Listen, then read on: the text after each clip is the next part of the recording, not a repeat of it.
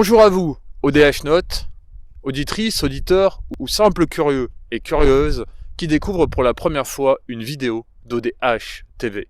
Bienvenue dans cette nouvelle vidéo des mémoires de l'ufologie francophone en collaboration avec l'association du Sceau, sauvegarde et conservation des études et archives ufologiques. Et figurez-vous qu'aujourd'hui je reçois une nouvelle fois un membre de cette association, Gilles Durand, secrétaire général de cette association, qui a répondu une fois de plus à nos nombreuses questions. Donc, c'est parti pour l'entretien.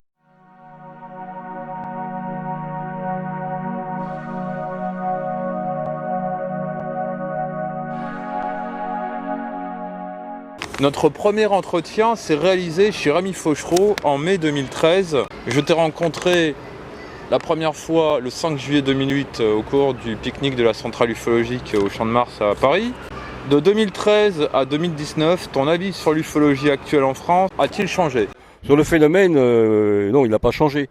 Mais sur l'ufologie, je trouve qu'il y a une dégradation importante. Il y a une disparition, alors qu'en 2013, il y en avait encore, une disparition régulière et importante et je dirais même rapide de tous les groupes, pas les groupes ufologiques je dirais, mais les enquêteurs au sein des groupes ufologiques. Donc il y en a plein qui baissent les bras. Toute la génération des plus de 65 ans, il y en a qui disparaissent malheureusement, mais il y en a d'autres qui baissent les bras, qui en ont assez, qui laissent tomber, et il n'y a pas de relève. Il n'y a quasiment pas de relève d'enquêteurs. Les seuls relèves d'enquêteurs ne sont pas dans le domaine ufologique, mais dans le domaine paranormal. Donc, à mon avis, c'est beaucoup moins intéressant. Et je pense que le Sceau, d'avoir été créé en 1990 pour sauvegarder les archives, est vraiment une démarche beaucoup plus intéressante et qui va encore durer de nombreuses années, parce qu'il y a beaucoup de choses à sauvegarder. Et en fait, je pense que c'est vers ça qu'il faut se tourner, vers la sauvegarde des archives, avant qu'il n'y ait plus d'archives papier, qu'il n'y ait plus que des archives électroniques, qui, la plupart du temps, quand les gens se lassent, ils ferment leur blog, ils ferment leur site, et on perd tout.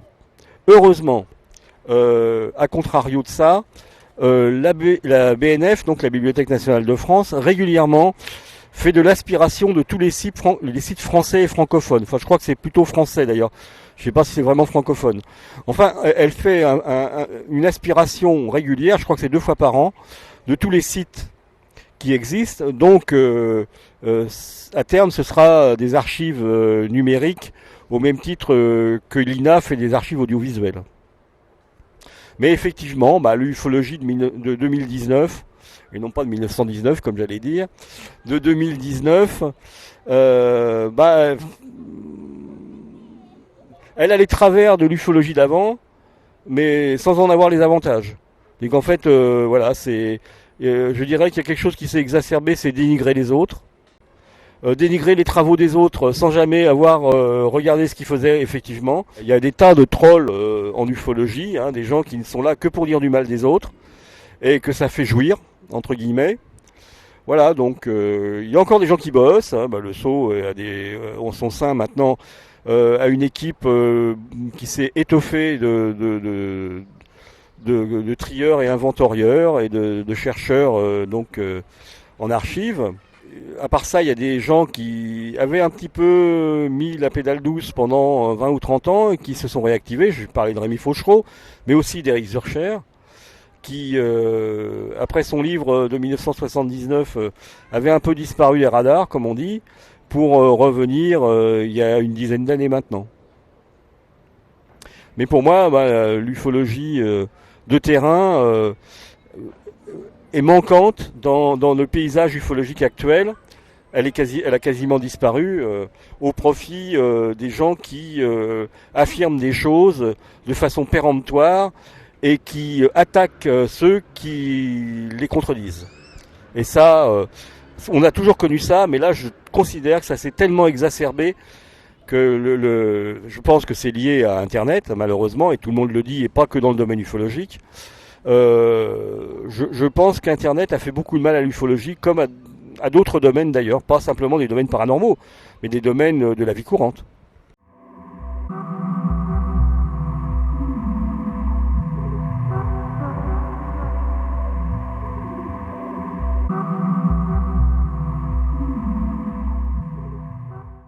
Si tu devais faire un constat de l'ufologie des années 2010, que retiendrais-tu déjà en ufologie? 2010 ou 2010 à aujourd'hui? Des années 2010, des années 10, voilà, d'accord. Ce que je retiendrai, c'est quand même des dissensions entre ufologues qui se sont exacerbées. Par exemple, la scission des repas ufologiques, par exemple. Voilà, c'était les repas ufologiques existaient depuis les années 80, à peu près. Hein. Tout premier, je dirais que c'était dans les années 80, c'était pas très structuré, mais c'était ça. Donc Gérard Lebas prend la main sur les repas ufologiques pour essayer justement de les structurer. Il structure ça de façon intéressante.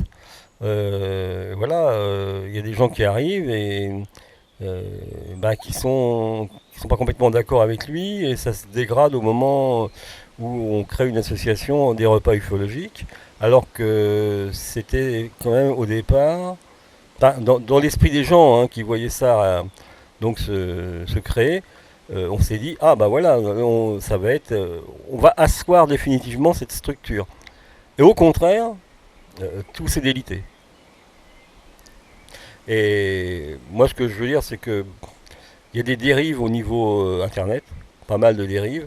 Je vois des sites qui apparaissent sur lesquels on poste et on reposte et on poste tous les jours des vidéos sans savoir d'où elles viennent, sans avoir de date, et en nous les balançant à la figure et en disant bah voilà, c'est un vrai ovni, et il y en a partout.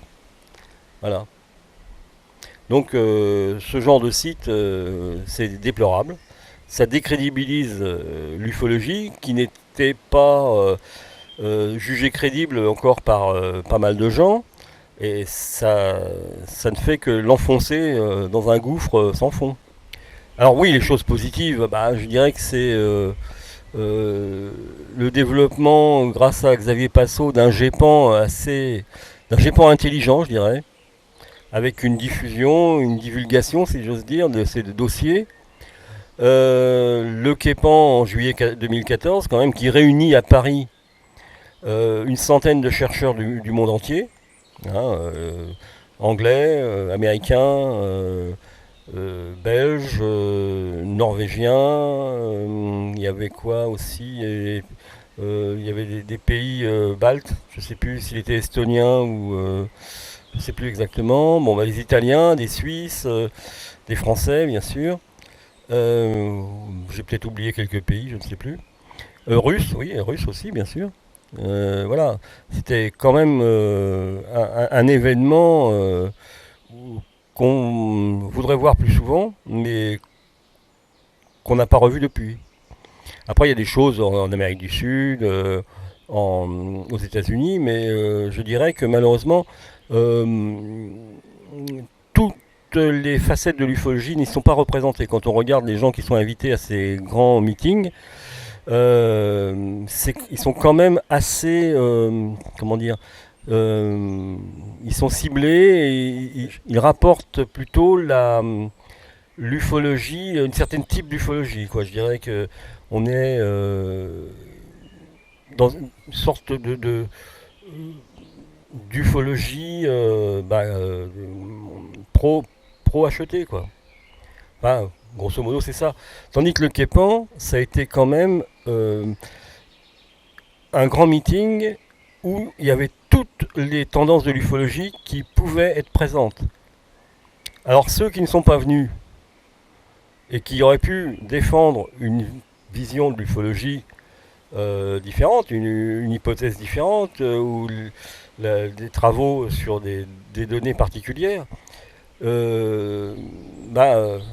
certains ont regretté de ne pas être venus, de ne pas avoir fait assez confiance au GEPAN à ce moment-là, et d'autres n'ont fait que reminer rancœur et publié des articles très négatifs, alors qu'ils avaient été invités, qu'ils ont dit non.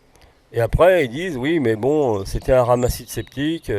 Alors que pas du tout. Il y avait des gens de Suricate, il y avait Jean-Luc Lemaire, qui est un ufologue, qui ne cache pas ses opinions assez pro-achetées. Voilà. Il y avait Jacques Vallée, il y avait les gens du MUFON, qui ne sont pas spécialement des sceptiques. Il y avait, je dirais, euh, toutes les tendances de l'ufologie, enfin, toutes les tendances auraient pu être représentées si les gens avaient tous accepté de venir, mais étaient présents ceux qui avaient accepté, donc qui représentaient différents types de courants de pensée en ufologie. Alors à part ça, je dirais qu'il y a des choses positives. Le GEPAN a confié au SO une partie de ses archives pour les scanner, les trier et les déposer aux archives nationales. Le SO est toujours là après plus de 25 ans et il a récupéré des tas d'archives qu'il a déposées aux archives nationales ou dans des archives départementales comme Marseille, Metz, voilà. Et sinon, grâce aux archives sauvegardées par le SO, il y a des gens qui travaillent, qui font des thèses, entre autres Manuel Virotte qui a sorti, qui a donc soutenu sa thèse à Lyon, et qui ensuite l'a sorti sous forme de livre, dans 2 volumes. Donc tout ça en grande partie grâce aux archives que le SO a sauvegardées et déposées dans les centres d'archives nationales et départementales. Même question, mais pour les cas ovnis. Oui, alors bon, les années 2010, c'est quand même assez pauvre. Donc on a comment dirais-je, cycliquement les lanternes taille. Même s'il y a des gens qui postent des tas de vidéos de toutes sortes en disant que c'est des vrais ovnis, si on est un poil expert. D'ailleurs, j'ai posté quelque chose sur un site, donc un commentaire sur un site en disant mais bon, c'est ça, je sais plus ce que c'était hein, comme confusion. Et je me suis fait insulter par l'administrateur, quoi. En me disant, bah oui, monsieur l'expert, hein, vous connaissez tout. Bah oui, mais si tu savais un petit peu ce que les gens ont filmé, voilà, si tu savais reconnaître les choses et faire différencier les différents phénomènes, voilà, hein, c'était pas le cas. Hein. Parce que là, le gars, il nous filait un truc tout à fait banal sous le nez, et puis l'autre, il nous fait passer ça pour un ovni pur et dur. Hein, tôt les boulons, si j'ose dire. Voilà, donc bon, ça c'est une chose. Je réponds encore une deuxième fois. Parce que moi, ça m'exaspère ce genre de choses. Alors, ce qu'on va trouver dans les vidéos de fin de semaine, bien sûr, sont ces lanternes taille, que le GEPAN connaît bien. Et par ailleurs, on a de plus en plus de films de ballons. Voilà, il y en a un qui se balade sur Internet, que tout le monde reprend parce qu'il a une forme très bizarre. En fait, ce sont ces ballons alphabet. Alors là, je ne sais plus si c'est un A ou un E, enfin, exactement. Enfin bon, je crois que c'est un E. Et en fait, il tourne sur lui-même, et dans tous les sens. Il y a le soleil qui l'éclaire, il y a jusqu'à presque des feux rouges qui s'allument dessus, c'est complètement dément. Enfin, moi j'ai eu l'occasion à Paris de voir un petit poney dans le ciel, je n'avais pas vu. C'était un ballon, malheureusement le temps que je prenne mon appareil photo, il était passé parce que j'avais juste une petite trouée entre 2 immeubles depuis le bureau où je travaille. Après, je suis parti de l'autre côté de l'immeuble, mais je l'ai pas retrouvé, je l'ai pas vu. Comme il partait en biais, il était caché par les autres immeubles. Enfin voilà, j'ai vu un petit poney, mais c'était incroyable. Il tournait sur lui-même aussi, bien sûr, parce que il était pris dans un courant. Et le soleil était en train de se coucher, et il avait des éclats rouges. En fait, ce sont des plastiques, comment dirais-je, aluminisés. Et il avait des éclats rouges et jaunes. Les vidéos qu'on nous donne à voir, ce sont essentiellement ça. Il y a eu aussi pas mal encore, et de façon récurrente, les confusions avec la patrouille de France dans le sud de la France. Hein, déjà expliqué et réexpliqué X fois. Qu'est-ce qu'on a aussi on a eu aussi donc des canulars. Ça, c'était très bien ça. Il y a 2 3 ans, il y a eu un canular. Quelqu'un qui disait qu'est-ce que c'est que ce truc dans le ciel. Tout le monde au début dit mais alors la personne disait que ça avait été pris la semaine d'avant, alors qu'on était en plein hiver. C'est pas la question qu'on soit en plein hiver, c'est la question la personne prétendait que ça avait été pris la semaine d'avant. Sauf qu'il y a quelqu'un qui a eu le déclic que personne n'avait eu, c'est que sur les arbres qu'on voit sur la vidéo, il y a des feuilles. Donc ça pouvait pas avoir été pris en février. Voilà. En fait, c'était certainement une planète qui avait été zoomée, ultra zoomée, donc ça servait à rien. Mais ça aussi, alors que les confusions avec les astres existent depuis l'origine de l'ufologie, que depuis l'origine euh, des caméras donc de toutes sortes qu'on a depuis les années 80, euh, il y a eu des tas de zooms sur Vénus, sur Jupiter et compagnie, on sait ce que c'est, mais non, ça continue à nous suivre, hein, si j'ose dire. Alors à part ça, bah, il y a pas eu, on peut pas dire qu'il y a eu de cas exceptionnels, ni en France ni ailleurs d'ailleurs, on voit pas. Hein. Aravilliers c'est bien avant, c'est peut-être le dernier grand cas français, je dirais.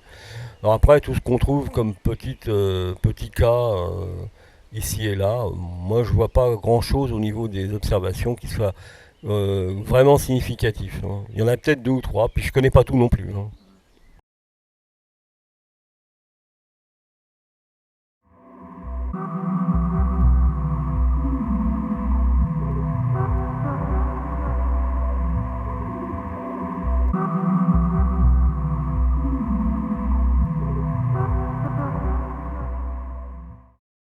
Lorsqu'il y a une vague d'ovnis ou de témoignages, faut-il prendre en compte tous les cas ou juste le premier signalement?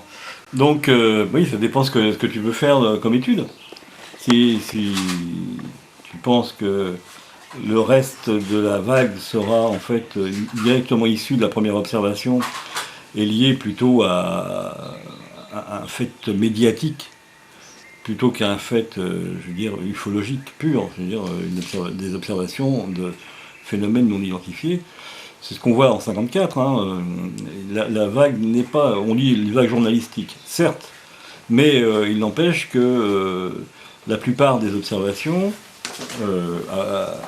donc à longue distance, étaient pour la plupart donc des météores. Quoi, je veux dire, c'est ensuite, je dirais que celles de plus courte distance, un certain nombre étaient des méprises avec diverses choses. Il y a eu des hélicoptères, il y a eu des véhicules terrestres. Hein. Il y a eu des trucs très étranges, comme des gens qui ont pris des, des fleurs emmaillotées pour des extraterrestres, enfin des martiens à l'époque. Hein. Voilà.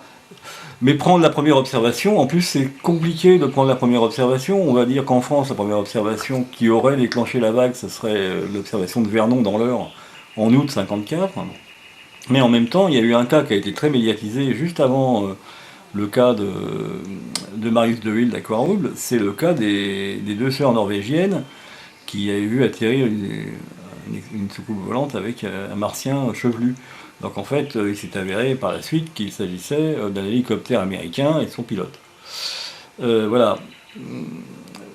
C'est difficile de dire quelle est la première observation.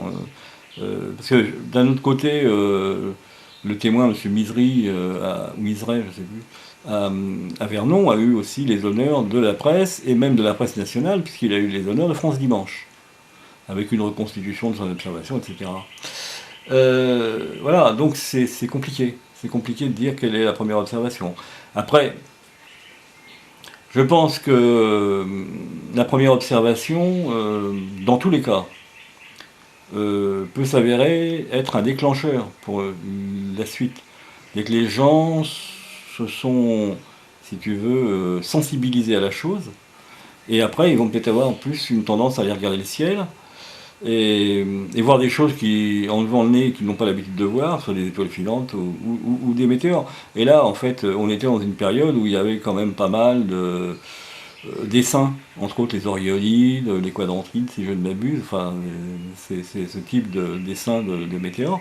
Les Orionides sont un essaim qui dispense non seulement des étoiles filantes, mais également des météores assez importants. D'ailleurs, dans la vague de 54, il y a le météore de Metz, hein, qui a été vu par des militaires, etc., qui a été pris dans le faisceau d'un truc de DCA, hein, d'un spot de DCA, alors qu'il s'avérait que c'était un gros bolide. Voilà, donc après, je pense que les vagues, si elles sont journalistiques, elles peuvent exister en dehors du cadre journalistique. Il y a des vagues ufologiques qui n'ont pas fait spécialement les honneurs, qui n'ont pas eu spécialement les honneurs de la presse, et qui n'ont été reprises que par les médias purement ufologiques. Hein, que ce soit dans les revues comme LDLN ou des choses comme ça. Et puis c'est très compliqué de dire ça parce que on voit là le saut en faisant le travail qu'il est en train de faire sur les bases de données presse, qu'il y a plein de choses qui sont restées dans l'ombre. Alors est-ce que vraiment il y a une étude sociologique à faire autour de ça, quoi. Parce qu'on s'aperçoit par exemple dans la vague de 54 où il y a des journaux qui étaient des hebdos entre autres, mais des hebdos papier, un truc qui paraissait tous les vendredis ou tous les samedis ou tous les dimanches, enfin bon bref, mais qui n'était pas ce qu'on appelle un hebdo comme le Nouvel Obs ou l'Express, quoi. C'était un journal, comme le Sennolé Libéré dans Lyon par exemple. Et ce journal, donc ne paraissant qu'une fois par semaine, il a eu, sur la vague de 54, grosso modo, en comptant 4 semaines par mois, il a eu 12 numéros qui ont été susceptibles d'en parler. Il y a quand même une dizaine d'articles, sauf qu'à part un article dernier qui se pose la question de savoir pourquoi dans notre région n'avons-nous pas eu une véritable observation digne de ce nom, et ce qu'il faut penser des autres aussi. Tout le reste, c'était traité sur le ton de la dérision.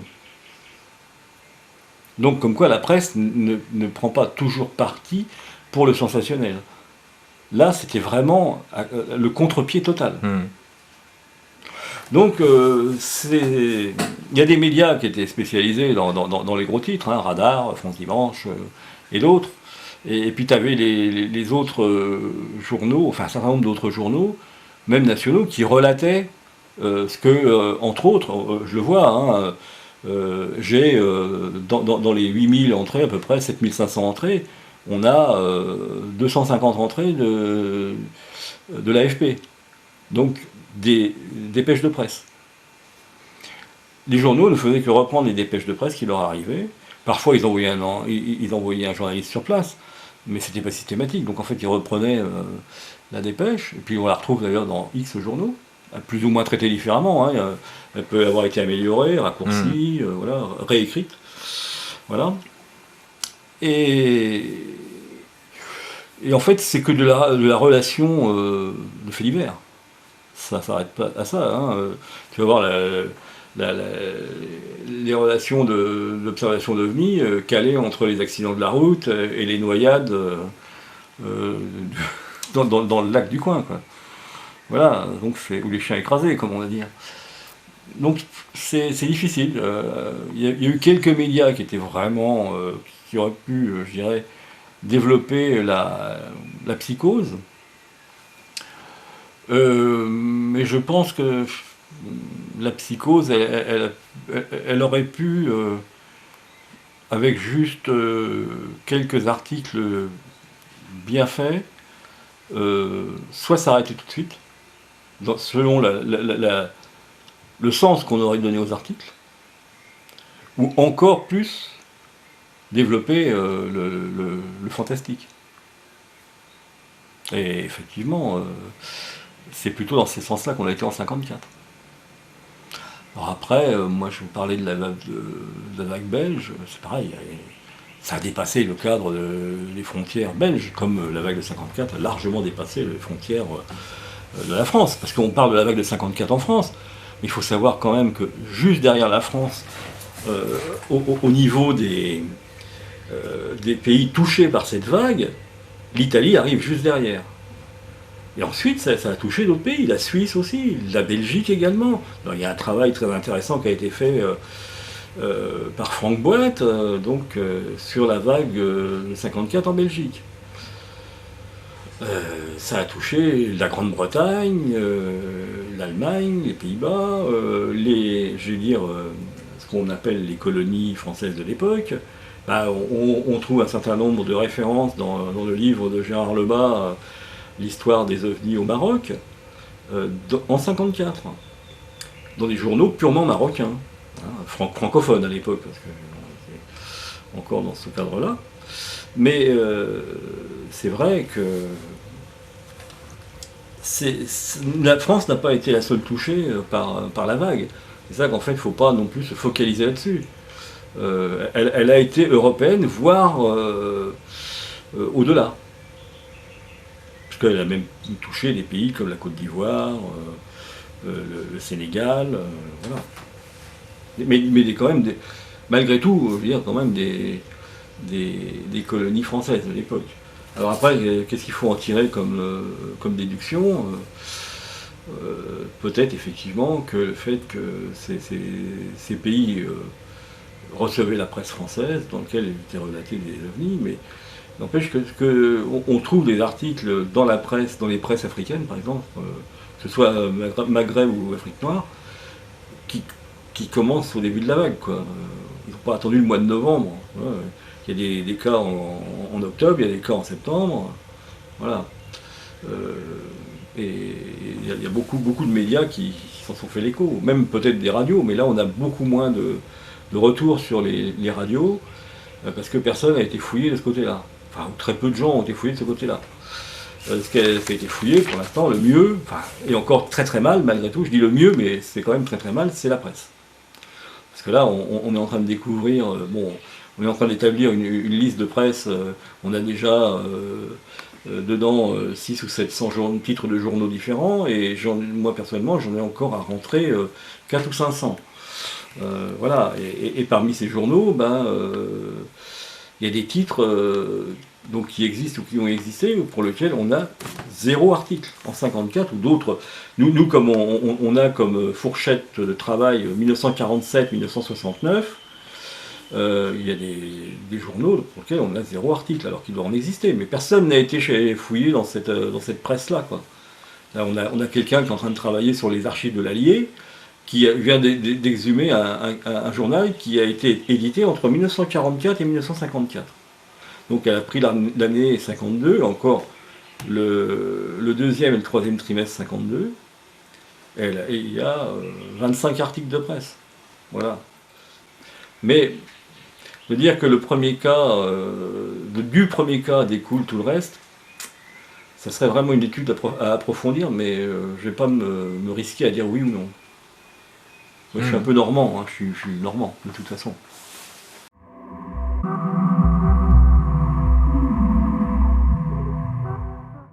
Beaucoup de passionnés attendent une grosse vague d'ovnis. Penses-tu que c'est vraiment utile pour l'ufologie actuelle?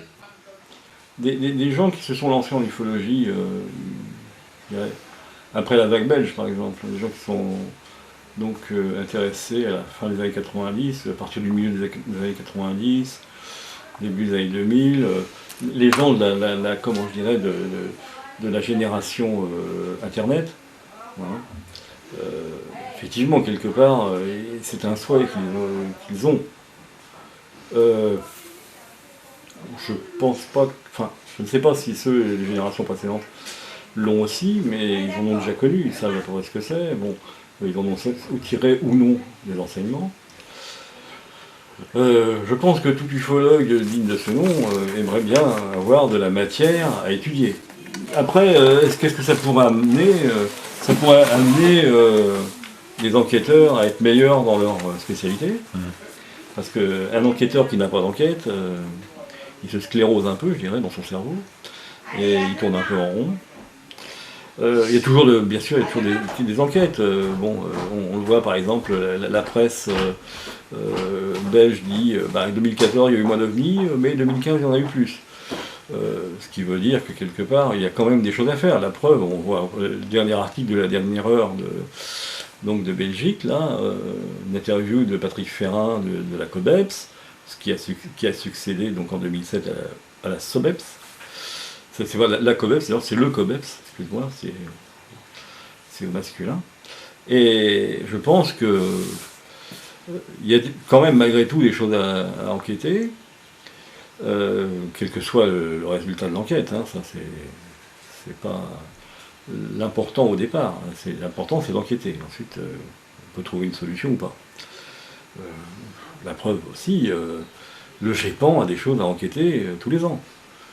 Après, une vague, effectivement, ça peut motiver des gens à rejoindre les rangs des ufologues, qui étaient des gens, ce que je vais appeler les ufophiles, des gens passifs. Tu vois, un peu les gens qu'on trouve dans les repas ufologiques, ou tout autre mode du même type, hein, OVNI Paris, les villes OVNI, comme on les appelait, le réseau des repas ufologiques, et ainsi de suite. Puis après, il y a des repas indépendants aussi, autres. Et là tu as des gens qui sont, je dirais, entre guillemets, passifs. Ils cherchent à recevoir de l'information, mais après, ils ne sont pas actifs. Ce ne sont pas des chercheurs, ce ne sont pas des enquêteurs. Ce sont des ufophiles, ce qu'on appelle. Des gens qui sont intéressés, mais juste à recevoir de l'information. À être informés, entre guillemets. Alors après, quel type d'information, qualité de l'information, etc., ça c'est un autre domaine, autre chose. On pourrait en dire plein de choses d'ailleurs, parce qu'il y a le meilleur comme le pire. Mais c'est vrai qu'une vague, de toute façon, générerait des vocations, ça c'est sûr. Mais l'intérêt d'une vague, ça peut être aussi, en fonction du nombre de cas, parce qu'une vague, ça peut être court dans le temps, 3 mois pour 54, mais avec 40 observations pour certaines journées, et plusieurs observations, plusieurs rencontres du troisième type. On n'appelait pas comme ça à l'époque. Puis après, il y a eu des vagues comme celle que j'appelle, mais bon, je ne sais pas si tout le monde me suivrait là-dessus, ce que j'appelle la longue vague. Celle qui a commencé en décembre 73 avec l'observation de Curin, qui a donné l'envie à Jean-Claude Bourret de s'intéresser aux ovnis, qui lui a commencé à faire ses séries d'émissions dans l'émission de Pas de panique de Claude Villers sur France Inter, donc du début de l'année 74 jusqu'au début du printemps. Et ensuite, 74, il y a eu plein de vagues, il y a eu plein d'observations, je veux dire, ça a commencé, 75 pareil, 76, 77, et c'est mort. Ça a commencé à décliner en 78 et c'est mort avec Sergi Pontoise. Ça a commencé avec Turin en 73, c'est mort avec Sergi Pontoise en 79. Et après, ça a été un plongeon, plein d'assos se sont dissoutes, des ufologues ont arrêté complètement. Après Sergi, ça a été une catastrophe. On a perdu, je dirais, peut-être 50% des ufologues actifs. Plein d'associations qui ont cessé complètement leurs activités. Alors il y en a qui ont continué jusqu'au milieu des années 80, puis ça a aussi plongé. Toutes celles qui étaient issues en fait du milieu LDLN, entre autres. Voilà. La vague de...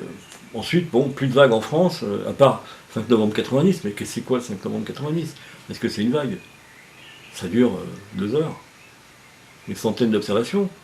Mais les centaines d'observations, ça ne veut pas dire des centaines d'objets, comme certains le prétendent encore aujourd'hui. Ça peut simplement dire un objet, un phénomène, observé par des centaines de personnes, mais vu à travers leurs yeux de façon différente. Déjà en fonction des conditions d'observation. Il y en a qui étaient peut-être dans de très bonnes conditions, d'autres dans des conditions plus médiocres, etc., etc. Il y a des gens qui ont fait des observations en plein Paris. On a recueilli le témoignage de quelqu'un qui a témoigné, il était dans Paris. C'est pas une situation d'observation maximum, qualité maximum. T'as des gens qui étaient en pleine campagne, pas de lumière, mais ils ont très bien vu le phénomène.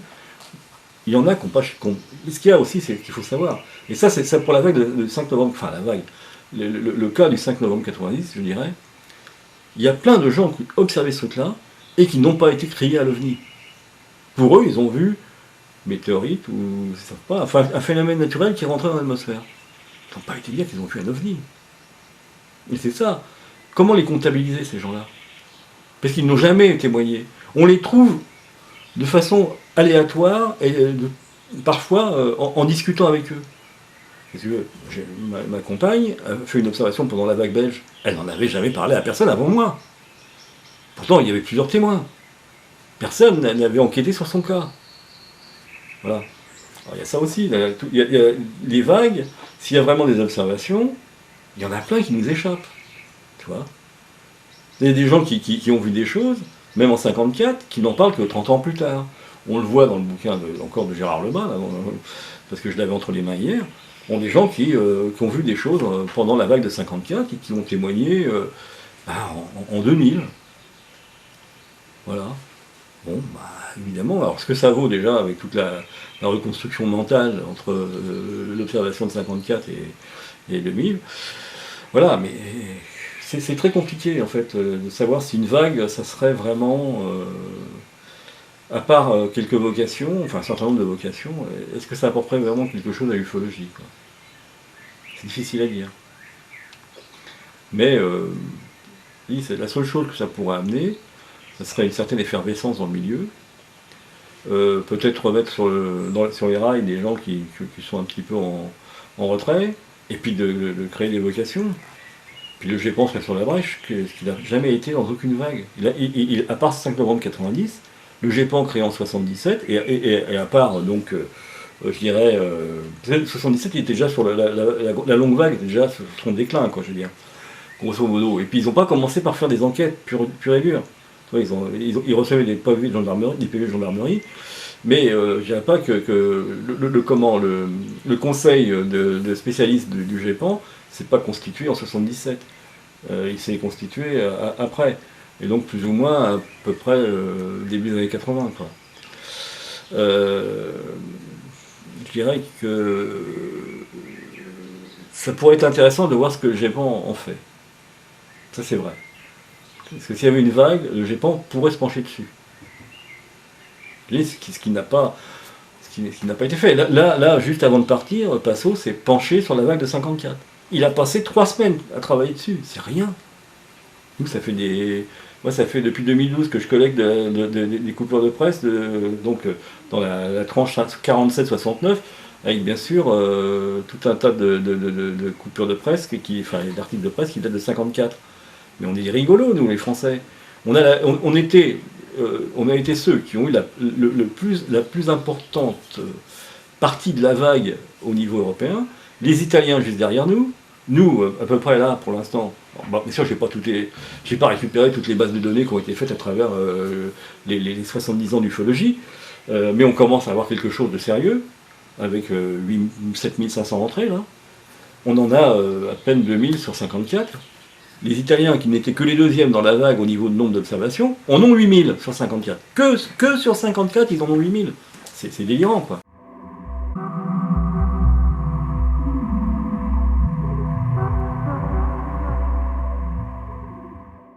Est-ce que les livres influencent les vagues d'OVNI ? Exemple, les livres de Jean-Claude Bourret. Ça, c'est une très bonne question. Merci de me l'avoir posée.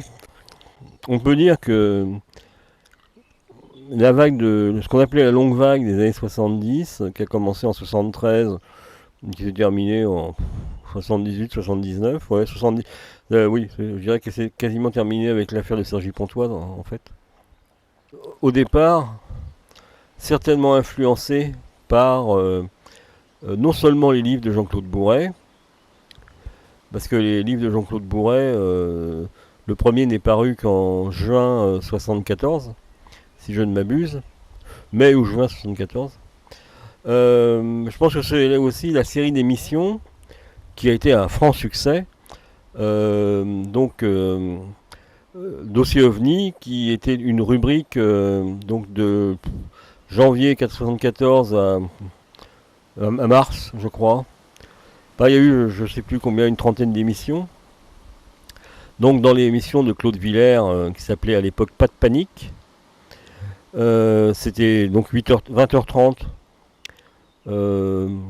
plusieurs jours par semaine, hein, si je ne m'abuse.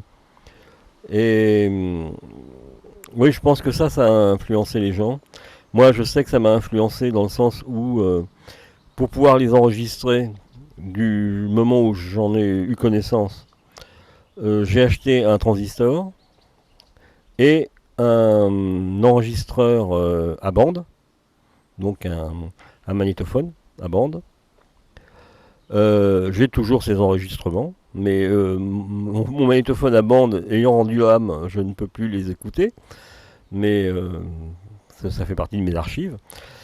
Mais je dirais que les livres de Jean-Claude Bourret ont eu une grande influence dans le sens où ça a été en France les seuls best-sellers ufologiques réels. Édité, réédité par France Empire et X versions. Hein. Didier Charnay serait plus à même d'y répondre parce que lui, il collectionne toutes les éditions et rééditions. Donc il pourrait dire exactement à l'heure actuelle combien lui il a trouvé de rééditions de chacun des titres, des 4 titres. Il ne faut pas oublier que ces 4 titres phares, hein, ceux qui vraiment les 4 de chez France Empire, c'est-à-dire la nouvelle vague des soucoupes volantes, le deuxième c'est le défi des ovnis, le troisième c'est OVNI l'armée parle, et ensuite la science face aux extraterrestres. Ces 4 bouquins ont vraiment été édités pendant des années par France Empire d'une part, mais ensuite Presse Pocket a édité les 4. Même, je dirais, Robert Laffont a édité des Bourrets dans ses éditions reliées. Hein. Je ne sais plus comment ça s'appelle, les grandes énigmes, choses comme ça, enfin voilà. Qui étaient des extrapolations des énigmes de l'univers. Ça a été également édité, entre autres, la nouvelle vague des soucoupes volantes a été éditée chez Versoix en Suisse, mais il y a eu des versions québécoises. Donc là, je parle que pour des francophones, mais Bourret a été traduit en 25 langues. Nous, au SO, on a récupéré par des échanges, par des trocs, avec les Suédois, des versions suédoises des bouquins de Bourret. J'ai personnellement acquis un livre écrit avec Julien Weverberg, qui est un ufologue belge flamand, un titre original qui est un livre original de Bourret, si on veut, coécrit avec cet ufologue belge. Je dirais que ça a influencé certainement pas mal de gens. Ça a certainement également influencé des gens à venir à l'ufologie, hein, par le biais de ces livres. Qu'il ait influencé des observations à part entière, ça c'est difficile à dire, mais c'est pas impossible. Mais l'influence de Bourret dans l'ufologie est évidente. On l'a vu encore donc à OVNI Paris le 16 avril où il était invité. C'est lui qui a décidé de la date. C'est pas OVNI Paris, c'est pas Patrice Galacteros qui a décidé de la date. C'est quasiment, il a fallu trouver un consensus avec M. Bourret. Et ensuite, habituellement à OVNI Paris, donc maintenant que c'est à la Maison des Mines, rue Saint-Jacques, selon les conférences prévues, on a de 30 à 50 ou 55 personnes. Ouais, c'est à peu près ça. Là, il y avait 124 personnes. Donc, Jean-Claude Bourret attire encore les foules. C'était quasiment la première fois qu'on remplissait la salle. Il devait rester 10 places libres. Voilà. Donc encore aujourd'hui, 50 ans après, il attire les foules. Donc son influence est réelle. Les gens qui étaient là, ce n'étaient pas que des gens qui avaient lu ces bouquins à l'époque, qui avaient, comme moi, en 74, 19 ans. Mais il y en avait dans la salle, mais il y avait des jeunes. Il y avait des jeunes. Et quand même un bon paquet. Alors, qu'on le veuille ou non, Bourret a influencé l'ufologie.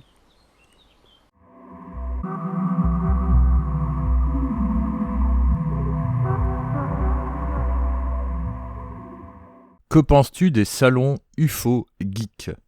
Quand c'est des salons paranormaux, ça m'intéresse moyennement, même ça peut être intéressant quelque part. Le salon de Dijon, c'est quand même assez paranormal. Après, il y a d'autres salons comme l'An, donc c'est assez intéressant.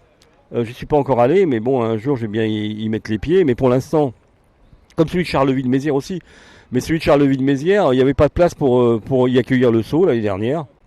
Mais sinon, pour ces salons, les geeks du paranormal ou les geeks de l'ufologie, les geeks du paranormal, de toute façon, c'est même pas le fait que ce soit paranormal ou que ce soit des geeks ou que ce soit ufologique, c'est le prix que ça coûte pour la personne, pour le visiteur. On se rappelle de ce qui s'est passé à Valençol où ça a été obligé, ils ont obligé d'annuler. Comment ça s'appelait déjà ? Ah oui, le très sérieux festival de Valençol ou de l'étrange, très sérieux festival de l'étrange, tellement sérieux que le coût global, le coût global de toutes les manifestations, c'était plus de 1000 euros. Oui, le Royal Pass, 1400 euros. Ouais. C'est 1400 euros, c'est un SMIC. Un mois de salaire pour certaines personnes. Voilà. Donc l'ufologie des riches. Hein, voilà, c'est ça. C'est l'ufologie des riches. Hein, les gens qui ont pensé à ça, d'ailleurs ils l'ont annulé parce qu'il devait y avoir personne. Les gens qui ont pensé à ça, ils ont pensé à des gens fortunés. C'est pas autre chose, je suis désolé. Hein. Effectivement, tu pouvais rentrer pour une manifestation à 20 euros, mais après, si tu additionnais les manifs et les conférences et compagnie, ça montait très vite à 400 ou 500 euros. Non mais attends, c'est du délire quoi. Des gens qui viennent de l'autre bout de la France en train ou en voiture, voire en avion, en plus ils vont avoir le prix du voyage aller-retour, en plus. Non mais attends, personne ne va faire ça. Alors Dijon, c'est pas donné non plus, hein, parce que les stands, même pour les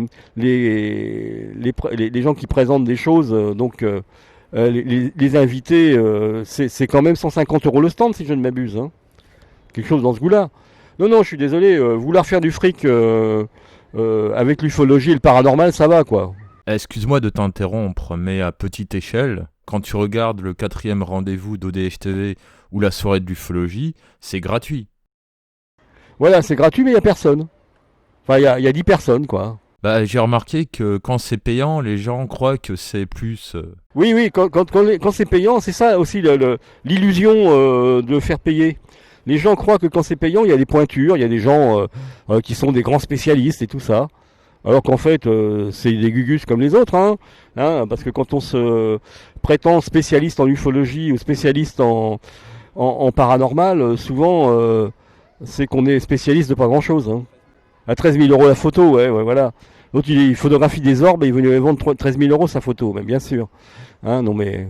Il voulait vendre ça à Lyon républicaine. Enfin bon, bref. Non, mais c'est ça. Tu fais payer très cher. Mais ça vient des États-Unis. Hein. Toutes les conventions américaines, c'est une fortune pour ceux qui y participent. Hein. Faut pas rêver. Hein. C'est pareil pour les voyages dans les crop circles. Hein. Les voyages dans les crop circles, j'ai vu 3 000 euros l'aller-retour. Hein. Des États-Unis, bien sûr. Hein. Faut prendre l'avion et tout, faut traverser l'Atlantique, faut polluer à mort. Enfin bon, toutes les conneries que je déteste. Nous, quand on fait les rendez-vous d'ODH TV, quand on y participe, il y a toujours une veillée en parallèle, hein, voilà. On n'a pas eu trop de bol cette année parce que c'était un peu couvert à chaque fois, sauf que on a fait un after, si on ose dire, le 11 mai avec un after veillé avec Gilles, tous les deux, devant chez Rémi qui lui était parti dormir, le gros nounours là-bas. Hein, on entendait ronfler d'où on était. Donc on s'est mis sur la route et il a posé son appareil. Et puis on a vu quelques beaux météores, et puis il en a même photographié un complètement par hasard. Mais autrement, pour en revenir au salon geek, ouais, UFO Geek, on va voir. Hein, là cette année, on va aller au premier symposium ufologique de Rennes-les-Bains. On va voir ce que ça va donner. C'est pas complètement geek, parce que c'est quand même des gens qui font de l'ufologie.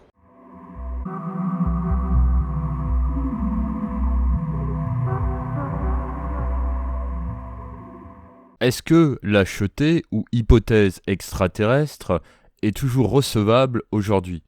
Mais la chetée, moi je dis que, contrairement à ce que disent certains ufologues comme Didier Charnay par exemple, et François Hisse aussi, moi je dis que la chetée, elle est apparue immédiatement. non seulement elle est apparue immédiatement, mais la croyance aux martiens, elle est antérieure à 47.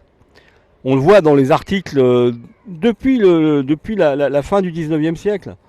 Depuis la fin du 19e siècle, eh bien, l'hypothèse des martiens, tout ça c'est à cause des canaux martiens, hein, de Schiaparelli et compagnie, hein, Lowell et tout ça. Tous ces gens-là qui voyaient des canaux sur Mars, qui voyaient que les saisons qui changeaient et tout ça. Voilà, la croyance aux martiens existait déjà. Mais quand on voit les articles originaux, donc qui sont parus le 25 juin 47 après l'observation de Kenneth Arnold, quand ça s'est répandu dans les journaux américains, tout de suite, il y a un journal qui titre « Est-ce que ce sont des signaux de Mars ?» On est le 25 juin 47. Voilà. En juillet 47, il y a une revue américaine qui publie un article, enfin une lettre de lecteur en fait, on est en juillet 47, qui prétend que la vision d'Ézéchiel serait des vaisseaux interplanétaires. On est en juillet 47. Écoute, elle n'est pas sortie de nulle part cette théorie. Le mec, il l'a pas pondue comme ça en 2 jours. Ça va, quoi, je veux dire. Il y avait déjà ça dans l'air, à mon avis. 46, déjà, on s'interroge sur les fusées fantômes. L'acheté s'est développé dès le départ, en prenant de l'ampleur sur les hypothèses engins secrets, etc., quoi. Mais des hypothèses, je dirais, qui ne se rationalisent pas seulement, ou qui ne se ramènent pas à de seules méprises avec des tas d'artefacts. Les engins secrets en étant, mais étant secret, voilà, c'est compliqué. C'est encore une autre variante. Et par contre, l'acheter, elle se développe dès la fin des années 40 jusque dans les années 50. Et après, les soucoupes volantes viennent d'un autre monde. Hein, Scully en 51, donc le bouquin de Frank Scully, et d'autres bouquins qui tout de suite prennent fait et cause pour l'hypothèse extraterrestre. L'hypothèse extraterrestre, c'est aussi Adamski. Donc tout ça, c'est une émulation entre les auteurs, des chercheurs, des croyants déjà. Voilà. Adamski, 52, hypothèse extraterrestre, c'est des Vénusiens, des Saturniens. Voilà. Donc elle vient dès cette période-là, et pour ne plus jamais quitter le sein de l'ufologie, quoi.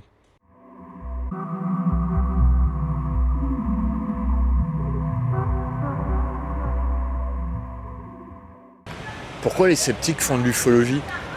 Ah, voilà, pourquoi les sceptiques font de l'ufologie ? Parce que je dirais que c'est un intérêt aussi d'essayer de voir ce qu'il y a derrière les témoignages. Donc, que sceptique ou pas sceptique, le témoignage est quand même la base de l'ufologie. Donc, que tu prônes telle ou telle hypothèse, je pense que le sceptique, lui, a besoin aussi du témoignage et a besoin de faire des enquêtes. Pas spécialement pour dire, vous voyez bien que c'était des conneries. Non, c'est pas tellement ça. Moi, en tant que sceptique pragmatique, je suis intéressé par faire des enquêtes parce que ça apporte des choses à des tas de domaines qui ne sont pas spécialement l'ufologie. Voilà. Ça peut amener des informations en géophysique, en géologie, en météorologie, en sociologie, comment les gens perçoivent des choses qu'ils n'arrivent pas à identifier, et comment parfois ils déforment ce qu'ils ont vu. À leur insu, c'est leur subconscient qui leur parle, comme dirait l'autre, ou leur inconscient, voilà. Et je dirais que ces gens-là, il faut les aider aussi. D'où l'intérêt des sceptiques à continuer à faire des enquêtes. Alors, pour le SO, par exemple, j'ai parlé du SO, on dit oui, mais le SO, c'est un ramassis de sceptiques, ce qui est complètement faux, parce qu'il y a au SO, tout le monde arrive avec son hypothèse, et toutes les hypothèses sont présentes au SO chez chaque individu. Chaque individu vient avec son hypothèse, et elles sont multiples au SO. Et on a aussi des gens qui prônent l'hypothèse extraterrestre, d'autres qui prônent les voyageurs du temps. Il y a des sceptiques de tout niveau. Il y a des neutres, il y a des gens qui, comme vous voyez, notre trésorier est quelqu'un de totalement neutre en ufologie, par exemple. Je pense qu'il y a Gilles Thomas est assez neutre aussi. Hein. Il y en a d'autres. Voilà, des chercheurs en fait, des gens qui cherchent. Hein. Parce que le sceptique est souvent, on va qualifier de sceptique, mais c'est souvent un chercheur. Et il cherche, et il fait des enquêtes. Alors que maintenant, on voit que les croyants en l'hypothèse, enfin ceux qui prônent l'hypothèse extraterrestre, souvent ne sont plus des chercheurs, mais de purs croyants. De purs croyants à travers ce qu'ils voient sur Internet, et que d'autres postent à leur place. Voilà. Et ils sont omnubilés par l'écran qu'il y a devant eux. Voilà. Et ils sortent plus de leur... ce sont des geeks. C'est tout. C'est tout. Et donc, je dis que... Et ce sont... je dis que ce sont les sceptiques qui vont être les derniers enquêteurs en ufologie. Voilà. C'est ce que je vois venir dans les 10 ans qui viennent. À moins qu'il y ait un sursaut. Sursaut gamma. Un sursaut gamma ou un sursaut de gamins. Qui sont des gamins aujourd'hui de 14 ans et qui pourraient être des enquêteurs dans 10 ans. Allez, dans 10 ans. Voilà. Mais tu sais, c'est des cycles. Hein. Moi, j'ai connu des cycles dans mon boulot. Allez, on éclate les centraux pour aller les disperser dans les agences. Et 10 ans après, on dit non, on va recréer les centraux parce que c'était mieux. Et puis 10 ans après, on dit mais non, les centraux c'est nul et on les... Et c'est un peu ça aussi, c'est le cycle. Partout dans tous les domaines, il y a des cycles comme ça. Il n'y a plus d'enquêteurs aujourd'hui, peut-être que dans 10 ans, on aura besoin de nouveau des enquêteurs. On aura laissé passer une génération qui aura perdu tout. Mais il y aura peut-être dans 10 ans des nouveaux enquêteurs. On le voit avec Arthur. Je suis sûr que ce gamin, qui a 15 ans aujourd'hui, dans 10 ans, il sera peut-être enquêteur comme son papa et comme son grand-père. Franchement, c'est ça. Hein, je dis que pour l'instant, il reste quasiment plus que des sceptiques qui font des enquêtes. Hein, voilà. Malheureusement.